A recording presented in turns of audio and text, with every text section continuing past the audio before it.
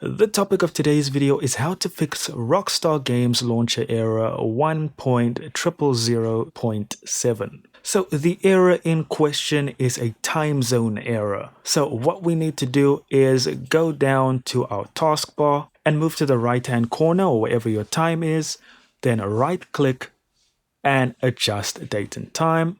Now, if your time zone is set automatically, make sure it's correct. So you can click and search for your specific time zone. Then if you have here set time automatically, you can switch that off and manually set your time if it's incorrect.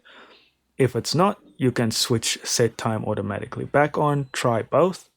And that is pretty much all there is to it. Make sure your time zone is correct. If you're using a VPN, make sure your time zone matches that of the VPN and your time. And then you should be good to go, guys. Thank you so much for watching. Do consider liking and subscribing, and I'll see you in the next video.